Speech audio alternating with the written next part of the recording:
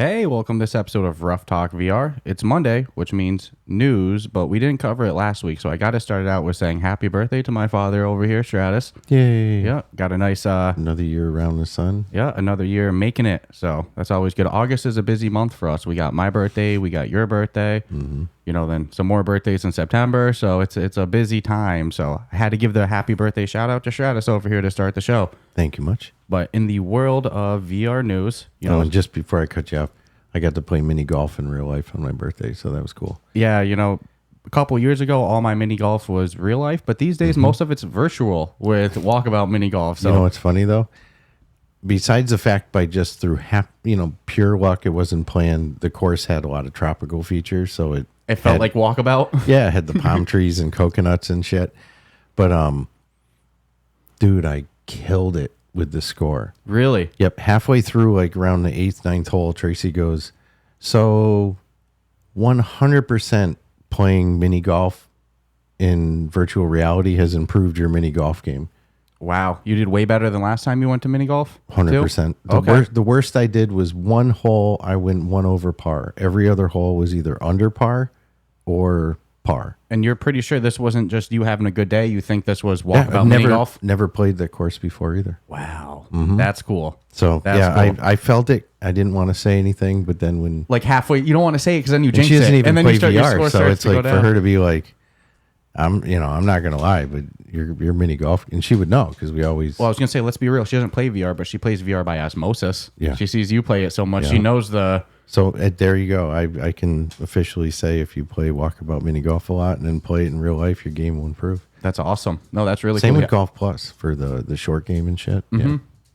Man, I think the benefits of VR... Do you know how weird it was to hold a real club and feel the weight? was And then the reality of like if I wanted to have played Walkabout that same day, I would have had to have used the Hello Real putter. Hello Real putter. Yeah. Yeah. Because you need that. Well, it got me thinking now that you say it. It's like, wow, you know, using a putter like the Hello Real putter, I almost want to go grab it real quick. Yeah. You know, that probably would translate to even more real life benefit than with just the controller. But you got to give just the controller credit too for that similar motion. But that putter's nice. No, but the weight, it's like... Yeah, the putter's nice. Because I think I was using an extended putter. So I think it had a little more weight than like the average putter. Mm-hmm. But I was really able to gauge my swing. Yeah. By not hitting it too hard, not hitting it too soft. And the aim was like freaking spot on. Anyways. I was never the VR accessory dude in general, but I can definitely see the benefit of a Hello Real putter. Whether it's the Walkabout specific one or the Pro one. Yeah. No, that's really cool to hear that your score is better than previous Walkabout times. Oh yeah, so much better. Yeah, they do good and because I thought about each hole because each hole has a challenge, and I was thinking about them with that same exact like strategy I would use in Walkabout. Yeah, there's some VR games, you know, Walkabout or Golf Plus or 11 Table Tennis or in some ways even Thrill the Fight. Yeah, where you can see the, you know, it's obviously nothing replicates real life being in there. But you can see the benefits of supplementing your training with it. If any one of those improved, even just 10%, 5%, a novice, any percent, that's better than no percent. So I think where it really shines the most too is taking somebody that, you know, if they went onto a golf course and they had never played golf, they'd be lost. But even if they've never played golf, but then they've done it virtual, or table tennis, if they've done it virtual, at least you're not as lost going into your first time. And then for somebody that does already know to play, man, I'm convinced, I'm sold that you can see real life benefits. And keep going. And not to mention, then you throw like Ghost of Tabor in there, where if I put an MP5 in anybody's hands who has played that game, they would go, that's an MP5. Yeah, I think that. And I know how to load it. And if it's a fully loaded magazine, I have to, bring the slider back because it's not going to fit because of that one extra book. So it's like even beyond sport, just for guns and real life mechanics, anything, dude. Well, we've talked about it before, the potential for VR, which is used already. It's not like we're coming up with anything revolutionary, but the idea of VR in job trainings or simulation training is, it's a no-brainer.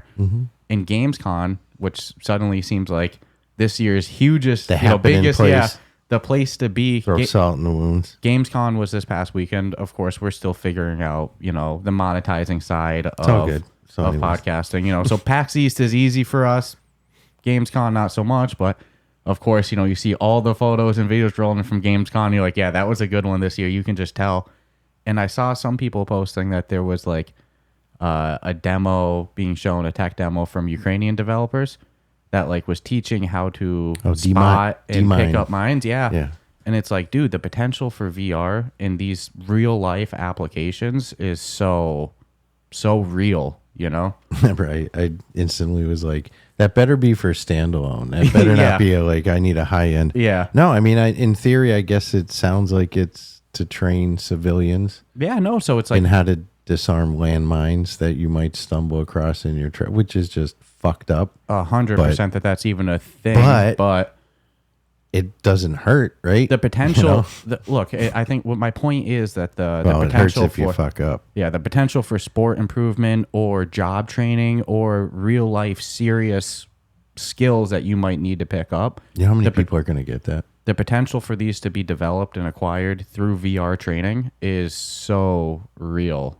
So it's really cool to see. If the accuracy is there for the bomb diffusing and stuff, I want it. Mm-hmm. I might, knock on wood. I hope in my lifetime I never need to be like, hey, there's a landmine. I got this. Yeah, like you had said at the start, that's terrible that that's even a thing. Mm-hmm. But the fact that it is a thing and now that we need to adapt to it, it's great that VR is. And even the other side can get it and they can learn too. But anywho, speaking of... Maybe don't use landmines. Speaking of 11 table tennis, when we had reviewed that back in the day, geez, probably like over a year ago now, I instantly got some private messages from people that are like, hey, look, I'm a table tennis trainer or I'm a pretty high-level table tennis player, and yeah, this can be used for improvement or teaching or tutoring. Mm-hmm. And speaking of 11 table tennis, they actually rolled out a new game that came out last week called Bounce Shot, which is a multiplayer beer pong game. Beer pong. Which we had a member of our Discord release this beer pong game that was still early in the works. Geez, probably like 6-7 months ago. And it showed a lot of potential. And this is just, let's be real, 11 table tennis studio. I think it's 4 fun games. They're pretty polished. Like they're pretty established. 11 table tennis is a very well-developed game. So Bounce Shot features single player, multiplayer 1v1, 2v2. Rooms can support up to 8 people. There's meta avatars. There's some like little side arcade games. So 3 different rooms to choose from. Yeah. 3 different rooms to choose from. They're doing a little bit of a tournament. So let's see. 11 table tennis we might be talking about beer pong in the same realm for realism, but it's so interesting to see them go from a sport like table tennis to beer pong. That was not my number one They were guess. Probably... I mean, I would assume one was looking to utilize everything they already learned from 11, from ping pong. Mm-hmm. I gotta wonder how much of the I'm physics not calling is, it 11 because I know I'm gonna say Elvin, and I just I'm so nervous on that. Don't want to freaking go there. It's like running through my mind every time before I say it. So I think they just utilized. They already own it. They already got the physics established. They already have social. For a little bit, I was a little thrown. Like, wow, why would you choose beer pong? Yeah, it definitely caught me off guard, to say the least. Because drinking in VR in real life sucks.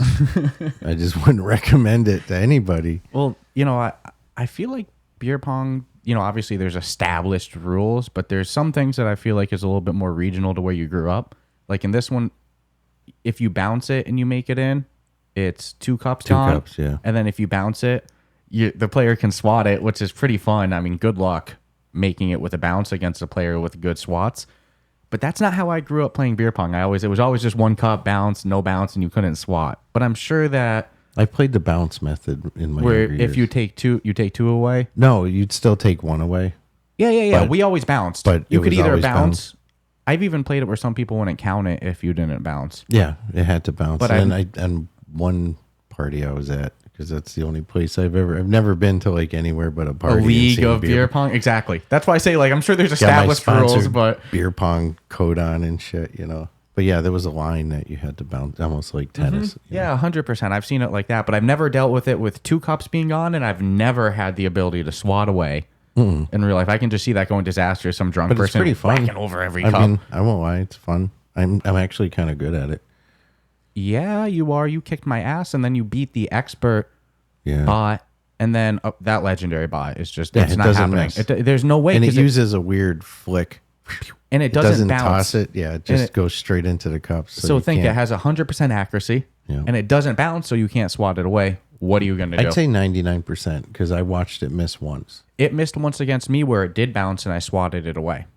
So it doesn't really count, you know. He got all my cups down to one. Don't even think of bouncing it in against it because it's got the hands right there waiting. And I've been on record before saying that I love meta avatar integrations. So I was a little excited to see that, you know, and it's not just you and your players or whoever else is in your party.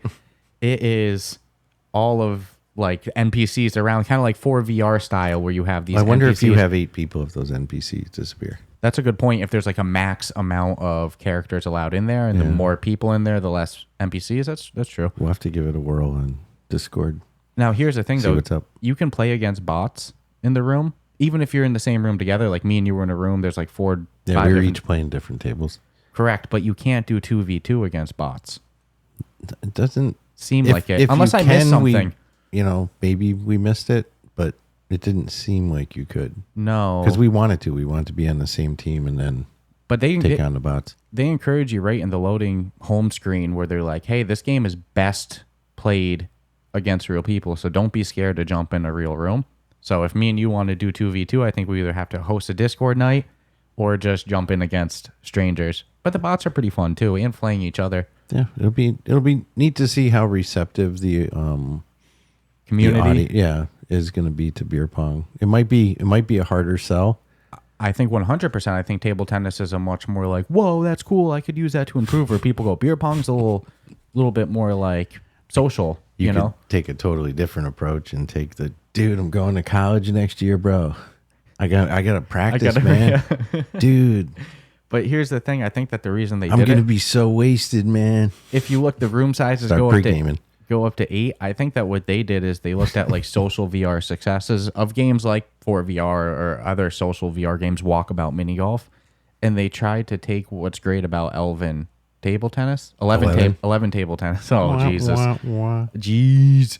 So they try to take what's good about 11 table tennis with the physics and the realism, and they tried to make a more social atmosphere of beer pong, because that's a little bit more of a social, like silly, 2v2 type situation than table tennis.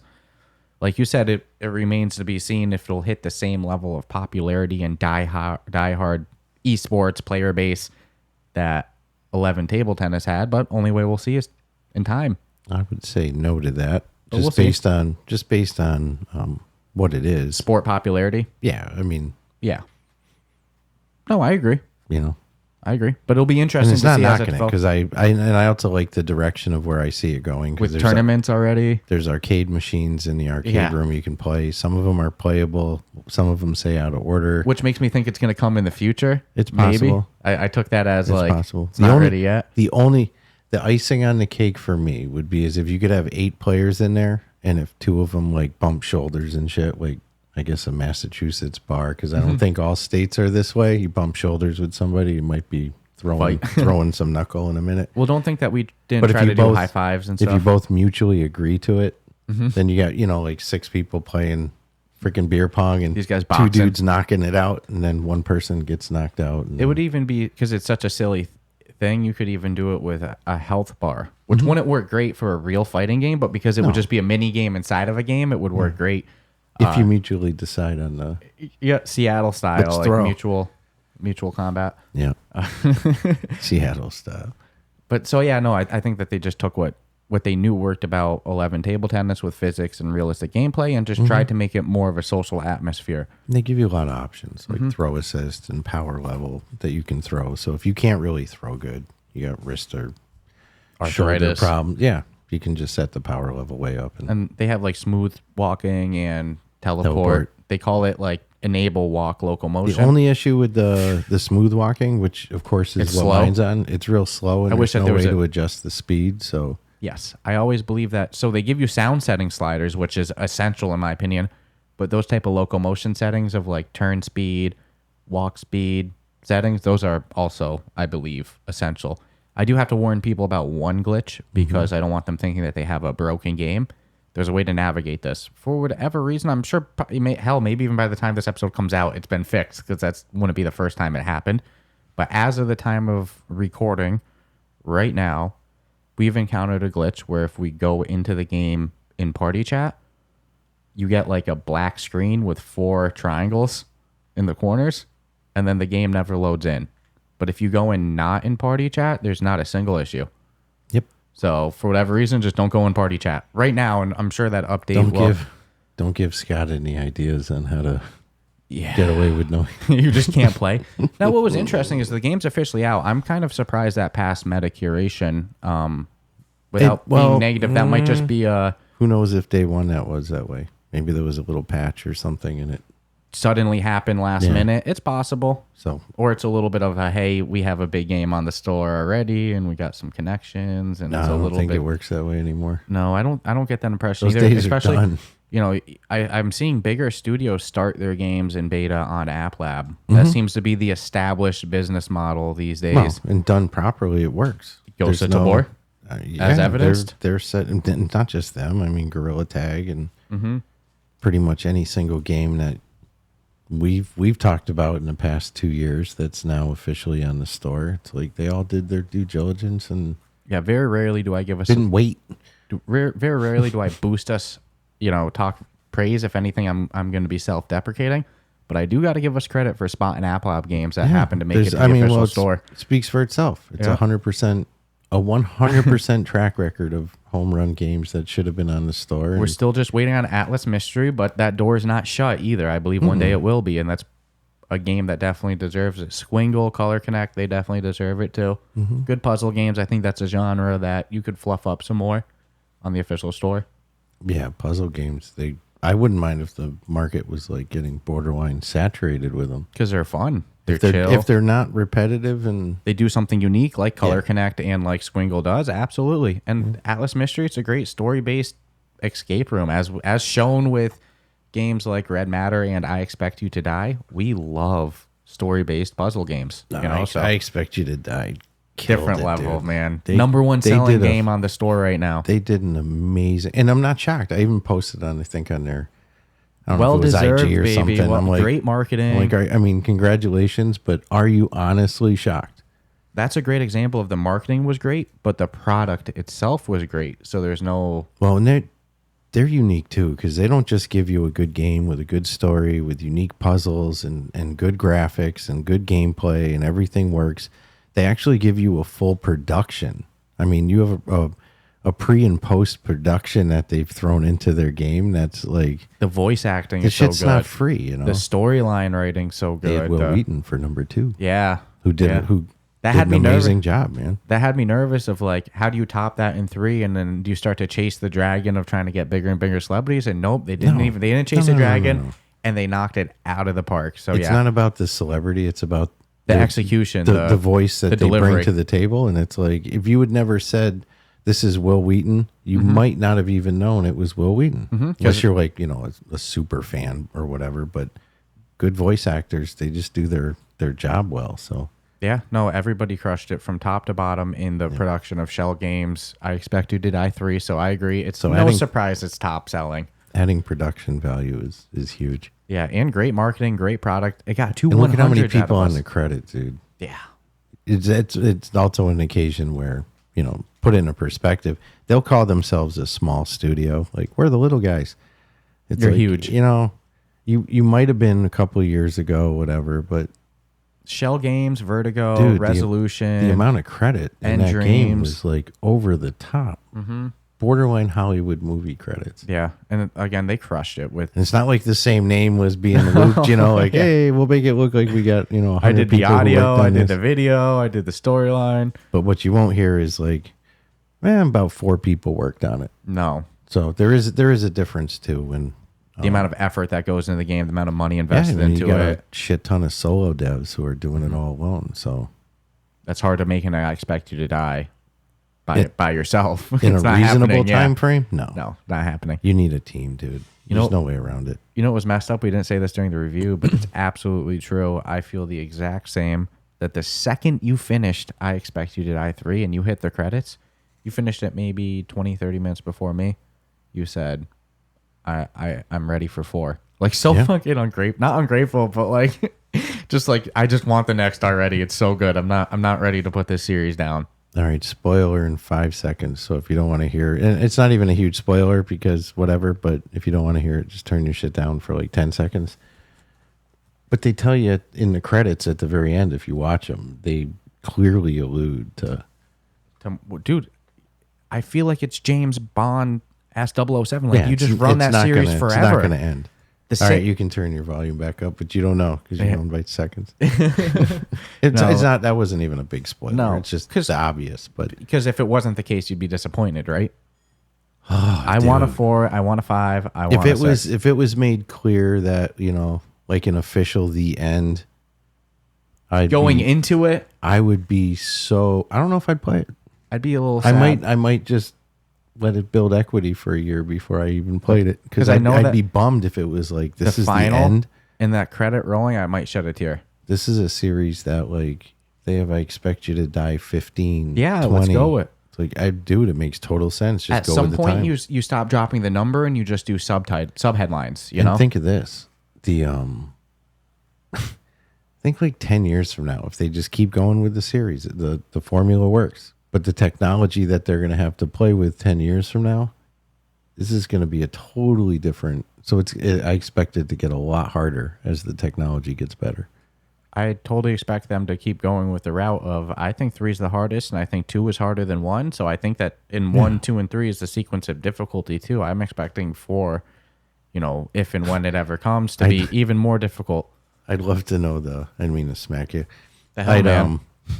I'd love to know like how many puzzles they have that are banked, borderline impossible. They're solvable, but good luck to you. Do you think that they have puzzle ideas banked? Like, this is a room. We don't know how we're going to integrate it in a story yet, but this is the concept. You know, that'd be a smart. I think when they're doing their storyboard for the different, you know, things they want to do, there's probably like double or triple the amount. Oh yeah, and they just cherry pick the ones that they want to do for this particular project. And the beauty of their projects is like, I mean, if they had 12 and they pick 6, they could theoretically use those other 6 for the next series, because, you know, everything they've put out has been damn good. Yeah, 100%. I don't mean to like keep blowing. No, that was probably one of our favorite releases of the year besides Ghost of War. Dude, Shell Games is good. And I don't accept that they would think in their heads for a second they're a small, you know, like, we're the little guy. Like, no, you're part of that, like you said, that AAA list of VR studios that probably doesn't even know it yet. So to the other news of this week too, a game that we enjoyed a lot, showed a lot of potential, wasn't the most full of, you know, replay value because we kind of blew through what it had at the time, but since then they've continued to add updates. And Arcade Legend is adding axe throwing to their game. That's pretty cool. Yeah, I'm definitely gonna have to check it out. I haven't checked it out yet, but they've been true to their word when they released, though. They have been, because that's what they said. They said coming soon. Yeah, they were gonna do slow integrations of stuff. They had already made some changes shortly after release. They made some other changes that allowed you to have additional, you know, well, not only some new games, but more. You could add more games. Your cap limit was increased. Mm-hmm. It's a brilliant concept, and you look at the list of games that they have at their disposal, and it's like, how the hell could you fit them all? Right, and so you think you can go into other people's rooms and play with them too. So it's not just that you can do axe throwing by yourself; you can do it with your buddy. So we're gonna have to go in there and do some axe throwing for sure. Yeah, I loved their concept. I was sad we hit a wall, but I knew, you know, we knew it right away going into it. We were on it like, I don't know if we had pre-release for that or not. No, I think we got it right after coming out. Right after it came out? Yeah. Okay. So, I mean, but where it was back then to where it is now, it's much better now for sure. And their studio, the company that makes the game, I'm slipping on the name. I think it's like LAI Games. If you go, it's like that's the arcade company that owns all the licensing to this game. It'd be like if Hasbro started making a board game where you like pick through different board games.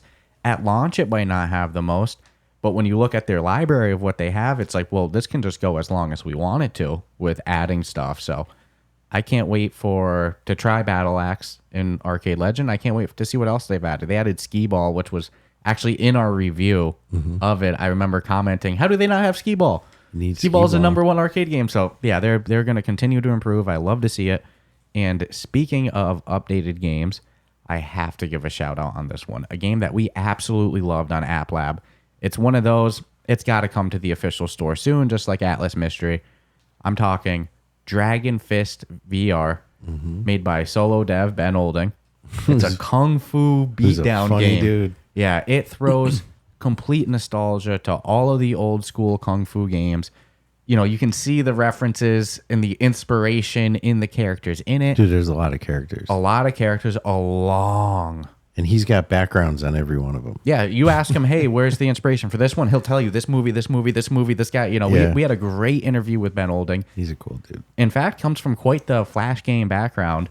And the game is so in-depth, like you said, a whole bunch of characters, a whole long single-player, like, kind of story mode, but it's almost like Mortal Kombat-y, like, go through. But, you know, you can get 1 to 3 stars per each level you clear, and you need X amount of stars to unlock certain ones to do, so you can see the replay potential in that and the longevity of going through the story. But something that we had said when we reviewed it was, you know, I can't imagine they would ever add it because it's such a dream, but multiplayer. And then when we interviewed Ben Olding, he goes, yeah, no, I'm working on that. And now in beta, you know, I haven't tried it out yet. I spoke with Ben a little bit, and he said still it's in beta, so there's still some roughness. You know, like there's still some things to improve. Just know that it's in beta.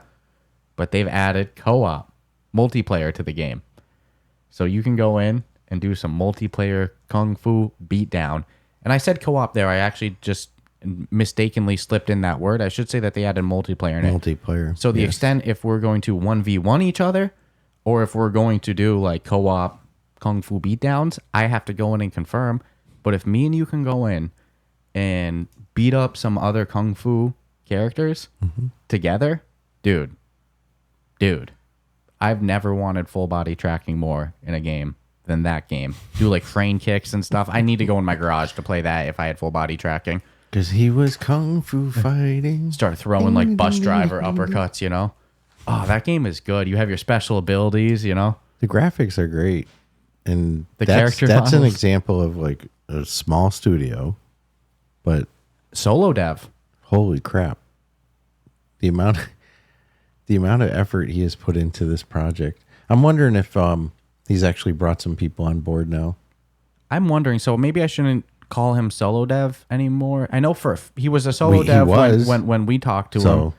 It's not in at the very least, to my knowledge, former solo dev. Maybe he still is. Maybe we need to have him on. That's all he's been doing for the past freaking 6 months. Is multiplayer. Just I gotta get this done. Yeah. If anybody has likes those type of boxing games such as Thrill of the Fight or Creed, or just likes throwing punches and beat 'em ups in VR, or you have a soft spot for the old kung fu movies, you've got to check out Dragon Fist VR. It's so much fun. It's on App Lab.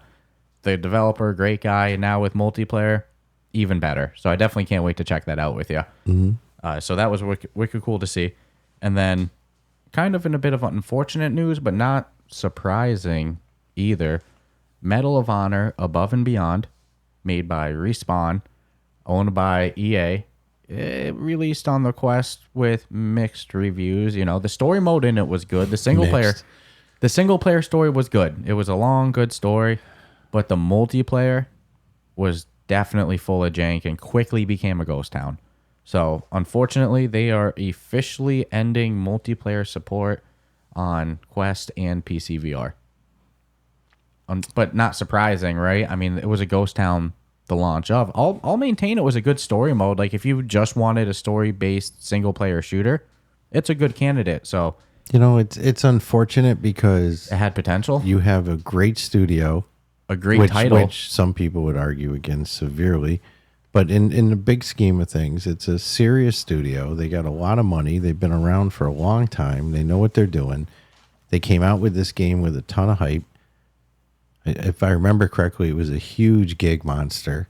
Yeah, with a lot of... I attribute that to the documentaries that they included in it. it didn't perform. And worse off than that, just like fucking Grid Legends, there hasn't really been any updates. Grid Legends did their, we can make the resolution a little better. Grid Legends, truthfully, was probably one headset before its time. And if they had just waited till the Quest 3 and could have put more, the whole reception to it would have been better, because it's not a bad game. They proved that racing definitely works in VR. But the graphics is comical. These big studios that know what they're doing with flat screen come into the VR world and unfortunately they already have a following. So just like myself and you, we were all over Medal of Honor. So I'm a little upset about it because it wasn't a cheap game. It almost would have been better to sell cheaper and only have single player. It's not like they're going, oh, we're just killing Quest 1 support. No, so it makes future games that come out from your studio extremely questionable as to whether I would spend my resources on supporting your projects. How's that? Yeah, It's not the most professional way I'll say it. EA has had very mixed... flat screen, I love them. Yeah, they've had very... not the best entries into standalone VR.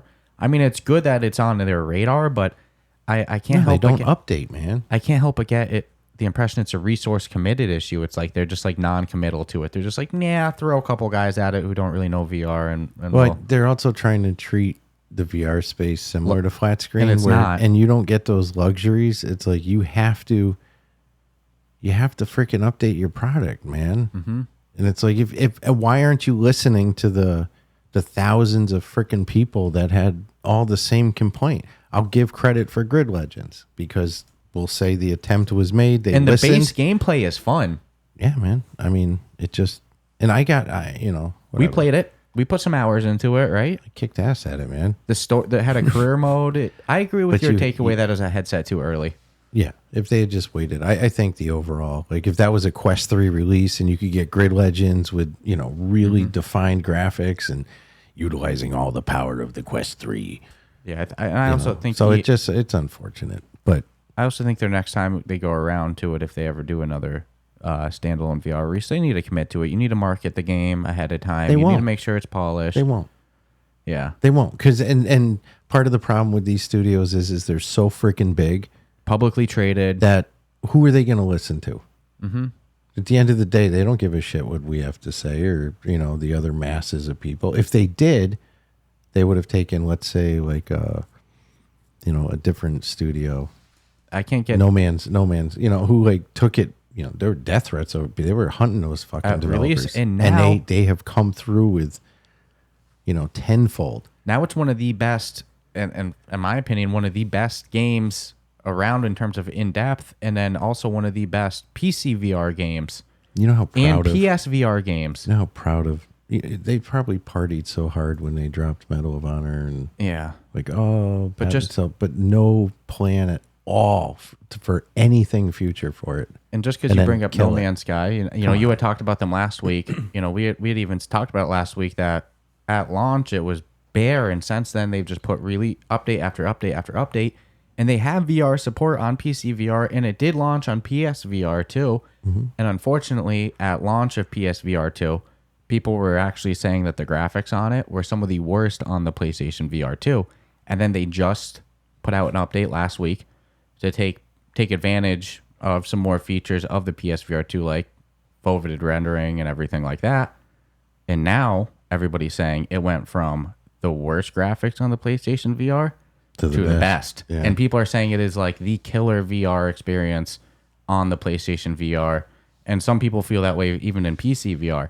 So huge props to No Man's Sky, doing the opposite of the EA effect and continuously coming out of the bunker, able to look around without getting. And the only way they had to dig themselves out of that grave with updates. So it's... I give them credit because they could have taken a different approach and just ran for the hills and absolutely like, we're out. So one more, then we'll take a little quick ad break. Maybe we'll do two more. Let's see.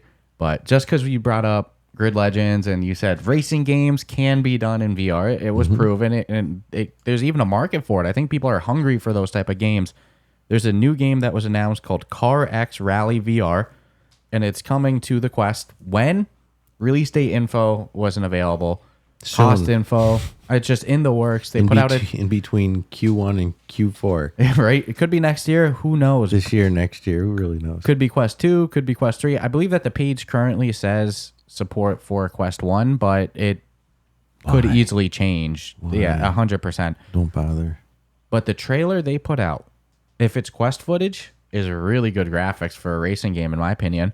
And the game showed a lot of good potential, in my opinion. It looked like dirt racing, like off-road style. Yeah, it looks like your typical, upgrades and a lot of tracks and good drifting. And I mean, it's dirt racing, so that's a different style. Not my favorite, but I'm excited to play this, if that makes sense. Because you're hungry for racing games, right? If there was if there was a bunch of good racing games, you probably wouldn't be excited for it, but there's not. No, I mean, there's Grid Legends. Which, again, the skeleton of the game is good. I'm only talking Quest because I know PC users. Correct. Be like, dude, there's tons of them in PC VR. I'm like, Gran Turismo on PlayStation VR 2. The only reason I really, really, really wish I had a PlayStation in the VR is Gran Turismo. Mm-hmm. Mm-hmm. At that point, it would be Gran Turismo and No Man's Sky for me. But I don't see I don't want to bash on PlayStation, but I don't know if it's performing as well as. No, I'm seeing a little more like people being kind of flat with it right now than. Well, because I maintain my same opinion. If I already had a PlayStation 5, it would be actually negotiable to like, man, maybe it'd be easier. Yeah, but it is a tough sell if you don't already have a PlayStation 5 to then get a PlayStation 5 and a PSVR 2, and then. If you are spending $1,000+, there better be the library to justify that. One could argue there's the library to justify the add-on purchase to an existing PlayStation 5, but if somebody's going to go from nothing to the whole investment, it's expensive. Is the library there to justify that purchase? I don't believe so, but I do think the library is there to justify a purchase if you already have a PlayStation 5. That's half the cost already gone. I don't know if I make sense on that, but. $1,000+, there better be good content. Well, I would argue that the more games we see come out for the Quest, the better it's going to be for PlayStation because they seem to get the. I think that the Quest is the secondary release. Yeah, I think there's a lot of people that have gotten introduced to VR through the Quest line, and then maybe search for more and end up on PlayStation VR or upgrade their gaming rig. Their PC gaming rig, and then move to PS or PC VR. But I do think that the Quest is a great entry into the market for a lot of people. So I agree. It's like the more people that go to the Quest, there is some percentage, whatever it is, 10, 20, 30%, whatever the percentage, that will then expand to other, I guess VR ecosystems, for lack of better terms. So I agree with that 100%. And then I guess last piece of news before we take a little ad break. Smash Drums VR, a game that you actually told me off air. You still play to this day. Yeah, my only beef with Smash Drums is they don't have a music library of we'll say music you recognize just sight unseen. It's a lot of, I'm guessing indie bands for. Which makes sense for licensing purposes and ability to.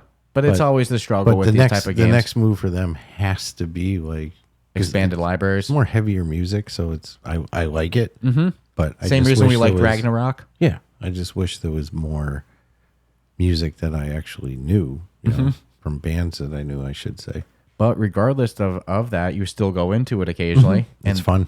They just put out a mixed reality update to it, so now you can play it in mixed reality mode, which cool beans on the Quest 2, but for the Quest 3, that's a really cool update. That's when I'll fire that up. Yeah, 100%. I have a list of mixed reality experiences. I'm just waiting for the Quest 3, namely Rube Goldberg. Yep, that's my number one. So stupid too. I just want it so bad. But not in black and white by any means. But once it comes out in color, 100%. And you know what? Let's squeeze in one more before an ad break, just because we mentioned Quest 3. I'm a little skeptical on this one, but anonymously from a user on Reddit that then several hours later, the video was taken down, but you know how it goes. By then, it's spread. They had posted on Reddit a video of a Quest 3 unboxing, which showed mostly stuff we already knew, like how it looks. I mean, the Quest 3 was announced as with a lot of details about it, but we got the whole unboxing experience. It looks beautiful. Probably AI created.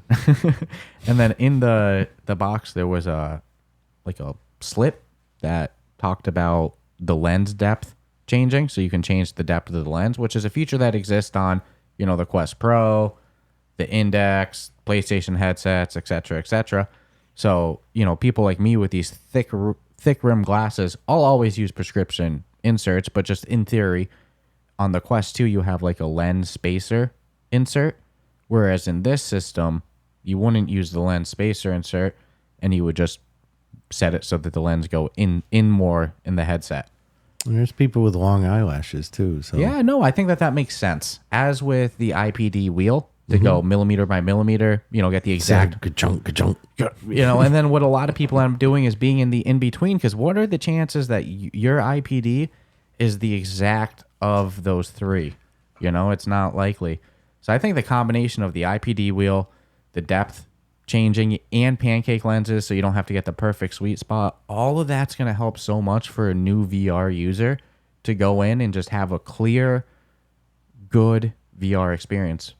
My boss actually sent me a message, and he's like, "Hey man, I'm trying to use my Quest and it's a little blurry. Like, do you know what's going on?" And I was like, number one thought is that the lens, like if you haven't used it in a while, the lens might need to be wiped. He's like, no, that's not it. I was like, all right, number two, there's a IPD slider, like the slider for the lenses that goes left and right. It's probably in the wrong spot. He goes, yep, that was it. But like he had to contact me to try to figure it out. It wasn't the most like intuitive thing.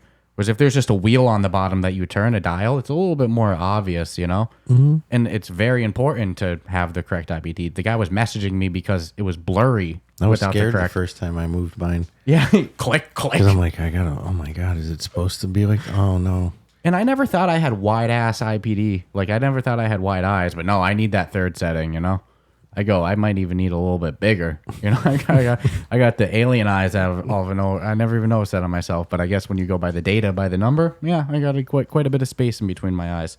So I promise that was the last one. We'll take a quick ad break. We'll take a message from the sponsors, help keep the lights on, and then we'll be back with you in a moment. But before that, hold your brakes. Listeners of the show, they already know this is the time I'm going to plug the Discord, the Patreon, and give a shout out for the members on our on-air shout-out tier of our Patreon. So number one, I always like to say subscribe, rate us 5 stars, whether that's subscribing on your favorite podcast platform that you listen on, Spotify, Apple, or, and it doesn't have to be one or the other. You can do both. Go subscribe to us on YouTube as well. We're always trying to grow our YouTube channel, especially with our upcoming gaming showcase coming on February 2nd, that we have applications for it open on our website. So if you go to rufftalkvr.com and you see the showcase icon there, if you're a developer, if you're a studio, if you're a publisher, and you have a release coming out around February 2nd, and you would like to premiere it on the Ruff Talk VR showcase. Or after. Yeah. Take advantage of it. Fill out the form, and, we'll be in touch, and hopefully we can talk about getting your game on the showcase. But we're definitely trying to build up the YouTube channel, so go subscribe to us on your podcast platform that you listen on and on YouTube. Comment there, all that stuff. And you definitely, if you're a fan of the show, you'll definitely want to join our official podcast Discord channel that's full of a bunch of fun game meetups, VR discussion, life discussion, food pictures, which is always the most dangerous one for me. So great space to go check out. The mods crush it there with, like I said, game meetups, just keeping the good VR discussions going. It's non-toxic. It's very positive. Not just Quest either. It's like you name a headset, somebody probably owns it. Yeah, HTC, Indexes, Picos. Looking for some Ghost of Tabor runs. We got some peeps for that too. We got a whole channel in there for dedicated to Ghost of Tabor. It's called Tabor Radio, which is the official Ghost of Tabor podcast that we host as well. So stay tuned for the next episode of that on the 1st of October, or the 1st of September. I'm sorry. The way it goes is we're releasing that every 1st of the month. So definitely go check out our Discord, and more importantly, go check out our Patreon, which is a way that you can support the show beyond just listening. We supply some pretty cool listener perks, including on-air shout-outs, your name on the bottom of the video on a rolling ticker, kind of, and all of the Patreon tiers. They come with access to an exclusive Patreon chat room in our Discord. So go join all that. And huge shout out to our Patreon members, Asim, Crispy, Shoes, Amelia, Earth Witness, and Jake. So thank you all for your continued support, and all of you who listen. If you're a big fan of the show, you want to give us some support, definitely go check out that Patreon. But like I said at the start, we'll be back with you in just a moment with a word from our sponsors, and we'll get back to the news. Ladies and gentlemen, it's time to unleash the beach beast within you. This summer, Manscaped is here to help you level up your beach game with their new Beard Hedger Pro Kit. They're going past waist deep in the grooming game and diving in headfirst into your facial hair fantasies. The Beard Hedger is a game changer, allowing you to shape your beard like a true beach babe. So this summer, let the beach balls bounce and turn heads all over the place. Visit manscaped.com and use the code word RuffTalkVR for 20% off and free shipping. It's time to tame your mane. So say goodbye to all your stubble trouble with Manscaped's Beard Hedger Pro Kit. It all starts with the Beard Hedger. First off, this cordless trimmer has a rotary wheel that gives you 20 hair cutting lengths, all with one guard. So no more messy drawers full of extra add-ons. Plus, it's waterproof, so you can shave in the shower to avoid all the hair in the sink. The titanium coated T-blade is tough on hair but smooth on your face, leading to single stroke efficiency. That brings satisfaction one stroke at a time. The Pro Kit doesn't even end there though. They've created 4 dermatologist tested formulations for your post-trim care. First, there's the beard shampoo and conditioner. You need to remember all your hair is different. Your beard hair is more coarse and easier to damage than the hair on your head. That's why the kit has made shampoo and conditioner specifically designed to moisturize, reduce ingrown hairs, replace natural oils, and promote beard health. Next, the kit has Manscaped's Beard Oil. This helps relieve dryness both on the beard and under the skin beneath while adding a little shimmer and shine. Cap off the kit with the Beard Balm, pomade that shapes, styles, moisturizes, and tames for a sculpted look to attract any fellows or dames. The Pro Beard Kit also comes with 3 free gifts, a beard brush, comb, and scissors to ensure your beard is ready to impress. So get 20% off and free shipping with the code RuffTalkVR at manscaped.com. That's 20% off with free shipping at manscaped.com, and be sure to use the code word RuffTalkVR. Manscaped Beard Hedger, 1 stroke, 1 guard, 20 lengths. This podcast is brought to you by Kiwi Design, the leader in MetaQuest and VR accessories. And now you can deck out your device while supporting the podcast. The MetaQuest 2 is a great headset, but do you ever feel things could be a bit more comfortable? Well, we have the solution for you. With lens protectors, controller grips, face covers, head straps, link cables, headset stands, and more, including my 2 personal favorites, the top version controller grips with added weight and an extended handle, and the Kiwi upgraded Elite strap. Let's be real, we've all whacked our controller. Don't be the guy messaging Oculus support for your own mistake or waiting weeks for an out-of-stock controller. Visit the link in our show notes to prepare yourself today. After visiting the link in our show notes, make sure to use the promo code RuffTalkVR at checkout, all one word, to take full advantage of your savings. And make sure to click the link in our show notes so the podcast gets credit and you help support us. Remember, whatever you need, Kiwi has you covered. And we are back. So, on the news of Gamescom, I believe that this was showcased at Gamescom. I apologize if I was wrong, but the developers of Richie's Plank Experience, which is one of those experiences you always see on viral VR videos of people jumping through their freaking TV and going crazy. And I've seen ones of like the dude crawling on the floor, then the girlfriend or wife comes over and kicks him and messes with him. It's definitely a great experience to introduce somebody to VR. It's that stage that they're totally immersed. It creates some funny moments. Their studio name is Toast Interactive, and they announced that they have a new top-down VR platformer coming called Max Mustard. I don't know when it's coming out, the cost, if it's going to be just Quest, PC VR, anything like that. But it looks like it's got some potential, man, and it's definitely a genre change from a room scale plank walking experience. From walking a piece of wood? Yeah, from a pirate simulator, jokes aside, you're not on a pirate ship, but just to be silly with Walk the Plank, to all the way down to a top-down VR platformer called Max Mustard. It's just interesting. Looks very kid-friendly. Yeah, it's definitely... It's age appropriate for, any age, really, or whatever the minimum is for Quest or to adulthood. Looks like anybody, it just looks like a fun, decent game. Yeah. But I don't know enough about it other than the trailer. So I don't really know. Yeah. But it does look fun. It looks like it's got some elements that we're all familiar with, like collecting little gold coins and It's fun. jumping and killing bad guys. Yeah, it looks like that classic PlayStation 1, you know, It's got a little Nintendo. Nintendo-ish. Yeah, Yeah. 100%. I think that that's the vibe they're going for. It could do very well. And huge props to, you know, a studio like PolyArc with their franchise of Moss that proves that top-down platformers work in VR, these top-down games. It's very interesting how it just takes somebody to do it and prove it works, like Ghost of Tabora with survival-based extraction games.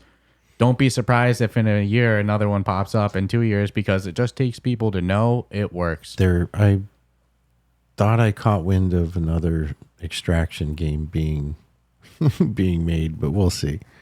Really? So yeah, I told you. Yeah, but it's like if you're talking about it, you're 2 years out from it. So good luck. That's what always bothers me about. Although the competition wouldn't hurt. You don't want it that way. I'm being a little biased. If you ask me, I wouldn't be poking at the bear that's Combat Waffle Studios. I'll take competition with almost any other studio besides like Mighty Coconut, Combat Waffle Studios, just these powerhouses. In Vertigo, Resolution. Yeah, I'm good. Let's be friends. Fast I'll travel. do a different genre. I'm good. I'll do some boxing. Yeah. You know. So no, but that's what bothers me when we talk like board games or top down strategy games. It just, somebody hasn't done it successful enough. Even though I could argue Catan, Demio, that proves the board games work. Top down strategy like Deism, Eternal Starlight, that proves that the top down strategy works. But there hasn't been like a blockbuster hit yet. But once there is, then we'll see everybody doing it. But nonetheless, huge props to Toast Interactive with Max Mustard's announcement. Also at Gamescom, you know, 2 more games where I guess trailers premiered. They were previously announced. I know the 7th Guest was announced at the Meta Quest Gaming Showcase some months ago.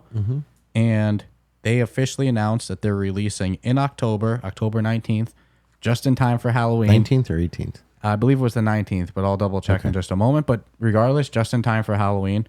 It's coming for Quest, PC VR 2, coming in, and also for PC VR. It's a remake of an old school horror game, you know, from the CD-ROM games or CD-ROM days. I never played 7th Guest, so I don't have that prior, you know, experience like a lot of people had with Myst when it came to VR. So I'm debating, do I go check out the original? Will it be too dated? Or do I just go into this in VR? But regardless, it looks spooky, looks interesting. The graphics looked amazing. But of course, I don't think those were Quest graphics. PC graphics. Could be PSVR 2 graphics. Who knows? But a lot of potential. It comes from Vertigo Games. Great studio, right? So, I mean, has Vertigo ever really disappointed us? One of the best studios in VR after the fall. And they got a diverse collection of games. It's not like one genre attack only. So, in fact, when this was first announced, we were like, wow, that's pretty left field from Vertigo. But I never for a moment thought it would be bad either. Yeah, 100%. I'm not upset about that. They keep it fresh for sure. And then the other thing I wanted to talk about that was shown at Gamescom, as you can tell, I'm dying that we weren't there. There's definitely some cool stuff showcased. I even saw Fast Travel Games showing off some stuff behind closed doors, you know, and you know.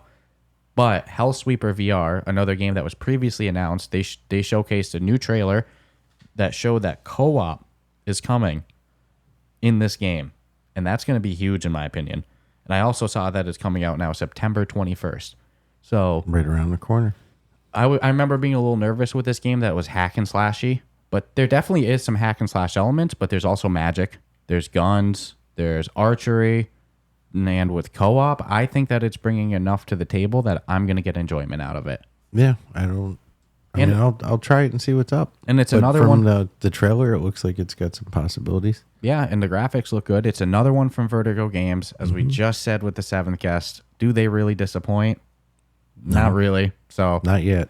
I got good faith in this one. You know, they also have Arizona Sunshine 2 in the works. So Vertigo Games between 7th Guest, Hellsweeper, and Arizona Sunshine. I feel like they've been a little quiet with releases the last couple months, but it's clear that they have a lot cooking in the kitchen. There's a lot brewing up there. Yeah, they got to uphold that reputation too. And you know, being a kick-ass studio. And you know how this goes. You know, I don't know. They're good. They know which direction to go for a game to be good and how to do it in VR. Unlike some of Correct. the other bigger studios that we referenced earlier, entering VR that hit and miss it. You know. Come on, in dreams. Where's Power Wash Simulator. Power Wash Simulator and Ghostbusters. But what's I saw that being shown. Ghostbusters? No, Power Wash Simulator. Oh, don't even say that. Yeah. At Gamescom? I think it was. Oh, if it was, then now I have extra regret we couldn't go because I know that that's your number one anticipated. I just hang out right at now. their booth all day. Let me clean shit, man. It's funny now that I Expect You to Die 3 was out and played, and that was the one that you were number one bugging me about. Yeah, now you get on. now you get to turn your eyes of spiteful weight, like when's it coming towards End Dreams for Ghostbusters They're and not Power talking, Wash dude. Simulator. No, but with Vertigo Games, you know, Seventh Guest coming out in October, Hellsweeper coming out in September. You know, Vertigo is not really the studio that drops a game and then abandons it. You know, you look at like Unplugged VR, got so many updates, same with After the Fall, but it'll be interesting to know what else they have in the works because two of their big projects are coming out in 2 months of each other, you know, or within 1 month of each other. It opens up the door for, I doubt that they're just releasing these two and they don't know what else is coming after Arizona Sunshine 2. It's maybe we'll start to see even more stuff announced from Vertigo coming, you know, afterwards. Yeah, I don't think they're going anywhere. I don't think they're going to slow down either. No. So For their top Kudos VR to them. studio. Yeah. Two great releases showcased at I want Gamescom. Survivor Man too. I don't know what the hell's taking so long for that. They're showing it at all the conferences. The last I saw from the developers, I don't remember if they posted it on their social media or on their Discord, but I know he was just going through the meta QA, like the quality assurance checks and All everything right, like I'm just that. saying, there's people playing it right now. Which again, I can't help but see the videos. Yeah. They post them. I can't help but feel. Well, they've had a beta. Getting and anxious. I can't help but feel if it's your first game you're putting out on the Quest. Oh man, meta crosses all the dots all the I's and crosses all the T's and really make Dude, sure if it's your everything's- 10th game, yeah. they're still going through the Which shit with meta. It's not gonna. it's funny how much. Otherwise, they'll app lab you. They don't care. Again, that model seems to be more and more common in the industry in meta. Less jank on the store than. And I have come a complete 180 on curation, whereas when we first got into the podcast and App Lab came out, and I was actually kind of more like, just put them on the store, you know? And that interview with Chris Pruitt we did like a year and a half ago really opened my eyes. I think it was May of 2022, right? Regardless, great interview, really opened my eyes to curation. And it's actually a complaint I've seen that some people have about PSVR 2 that like they're like, the games aren't heavily curated, like there's issues going out with them, and it's like, so as much as people can hate on curation, as the industry grows, as the store grows, it creates the best user experience without a doubt. Man, it's not like 2 years ago, yeah, it could look a little frustrating because the store wasn't as beefed up as it is now. And I still think then still got a ways to go, but when you search by genre, that's where it shows, in my opinion. so now we're at that point now where someone could probably get into the, get a Quest and not even think for a second, like, well, why isn't that game on the store? Because there's enough to pick from the store to keep you busy. It actually makes me wonder if new users that come in with the Quest 3 will be slower to discover App Lab than, course. Got Quest more 2. options. Yeah, exactly. That's actually a good thing I never thought about before. We were all over App Lab We at wanted launch. more shit. I was messing with side quest stuff before App Lab launched, and then when the streamlined version with App Lab launched, it was like, whoa. You remember that's when we discovered Rodent People. We discovered Crisis Brigade. We had so much fun. And I don't know if I would make that same huge jump, like going out and searching and like looking for content if I was loaded on the store now and that's what was available. No, I totally agree. So interesting stuff, interesting things I never thought of. So just actually a few more things to talk about. Wow, I thought that there was a couple more, but two big ones to talk about. Then where we can wrap this baby up. We have some more interviews coming later this week, and as our longtime listeners, our Discord users, our Patreon fans, they all know we record on Sundays, so it's a packed Sunday in the house today. So we'll wrap this baby up after these two, so we can get you some more content later this week. But Meta is launching Horizon Worlds in a closed beta to select users on web and mobile phones. So you'll be able to play games like their new Super Rumble World, be able to play those straight from your phone or web browser. And when you're playing on web browser or phone mode, there's legs. Which is cool. Which made me laugh for sure. Yeah, maybe they're coming. Maybe they're close. Of course, legs seem way easier to integrate in flat screen than VR. that's a whole loaded conversation. I would love to have a dedicated, like, technical roundtable breakdown of why it's so complicated to integrate legs in VR. But even a game like Survival Nation that we love it. But sometimes the legs do kind of Bojangles.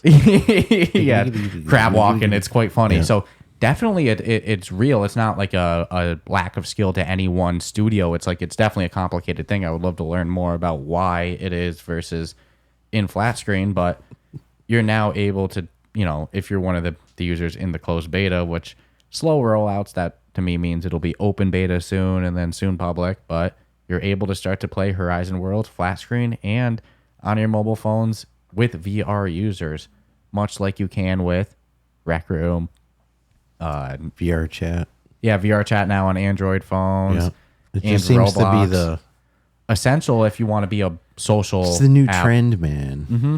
And it looks smooth on the video, like the videos of the phone. I was like, wow, that's actually running really smooth.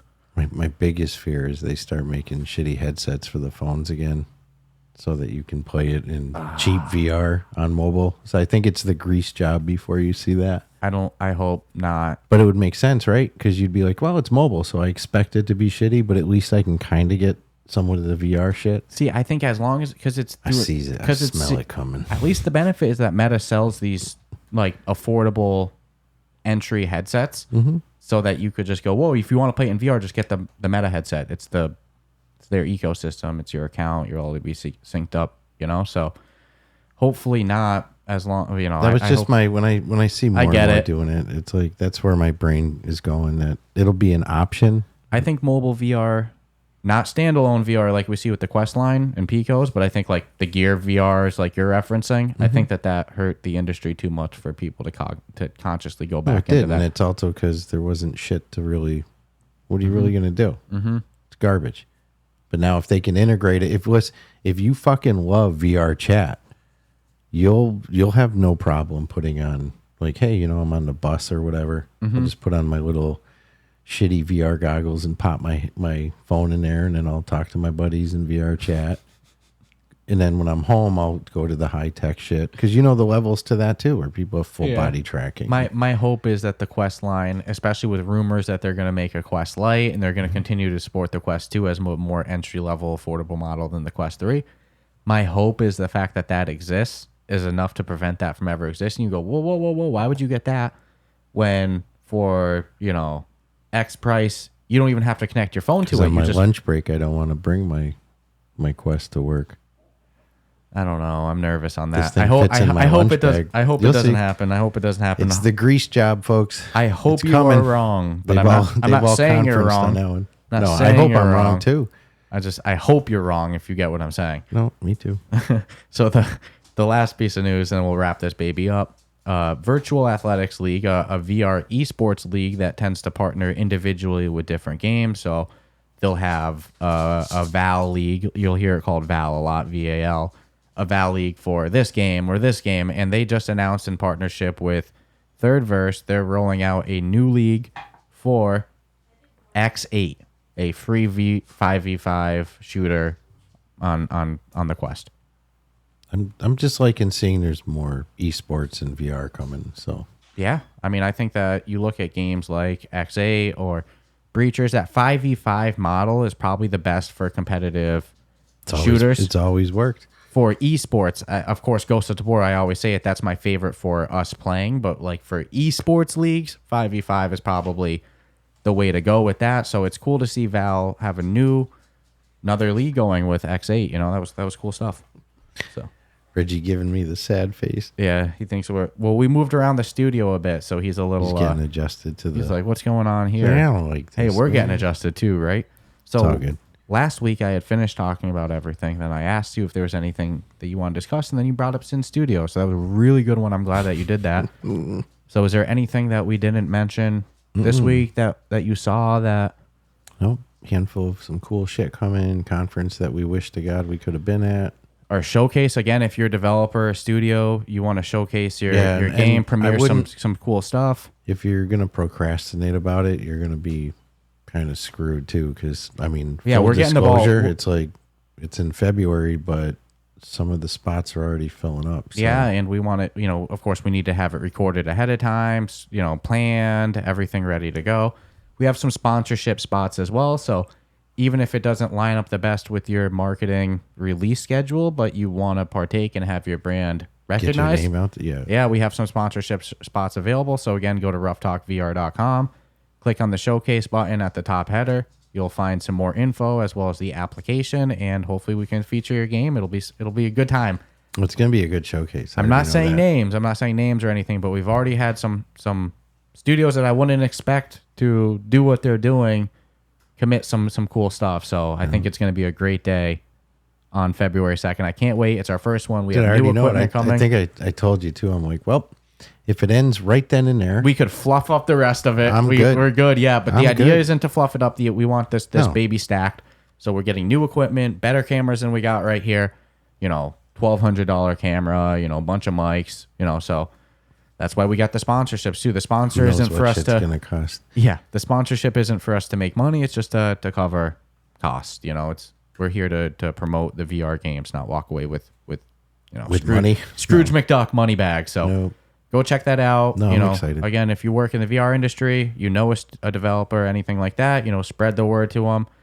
Share a tweet about it on social media or X about it, I should say. And regardless, like I said, subscribe, rate us 5 stars on YouTube, podcast platform. Go join our Discord, our Patreon. Fill my heart with some love, right? And some Scrooge McDuck money bags. And then we'll check you out later this week with, pending any unforeseen issues, 2 really good interviews. So check you out then. Take care. Ciao, ciao.